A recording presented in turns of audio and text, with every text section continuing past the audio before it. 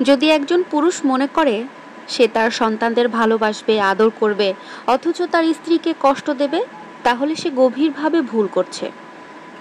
তুমি তোমার স্ত্রীকে যেটা দেবে, ভালোবাসা, শ্রদ্ধা অথবা যন্ত্রণা, এটা সত্য যে সে তোমার সন্তানদের কাছে সবকিছু পৌঁছে দেবে। এটা জীবনের একটা অনস্বীকার্য সত্য, যা থেকে তুমি কখনো এড়াতে পারবে না। একজন নারী হলো একটি ঘরের আবেগগত এবং আধ্যাত্মিক একটা ভিত্তি, এবং তার মঙ্গল সমগ্র পরিবারের আবেগগত পরিবেশকে প্রভাবিত করে রাখে।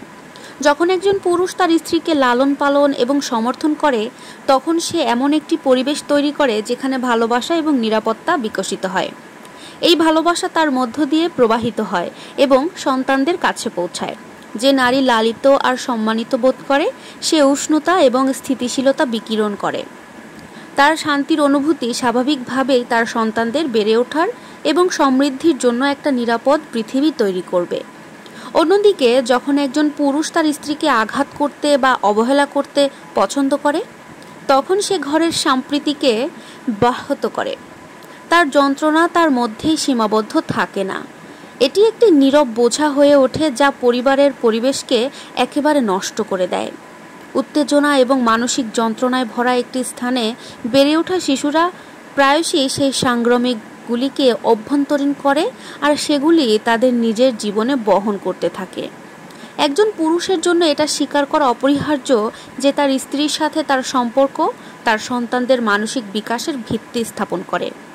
যদি সে তাকে ভালোবাসায় বা নিরাপত্তা প্রদান করে, তাহলে তার সন্তানরা সুস্থ সম্পর্ক এবং মানসিক বুদ্ধিমত্তার গুরুত্বটা শিখবে। যদি সে তার ক্ষতি করতে চায়, তাহলে সে তার সন্তানদের একই ধরনের কর্মহীনতার পুনরাবৃত্তি করতে শেখানোর ঝুঁকিতেই থাকে। পুরুষদের এটাও বুঝতে হবে যে তাদের সন্তানদের রক্ষা করা শারীরিক নিরাপত্তার বাইরেও যায়। এর মধ্যে এমন একটি স্থান তৈরি করা জড়িত যেখানে মানসিক নিরাপত্তাকে অগ্রাধিকার দেওয়া হয়। যদি সন্তানের মা অসমর্থিত, অবহেলিত বা আঘাতপ্রাপ্ত বোধ করেন, তবে এটি ঘটতে পারে না।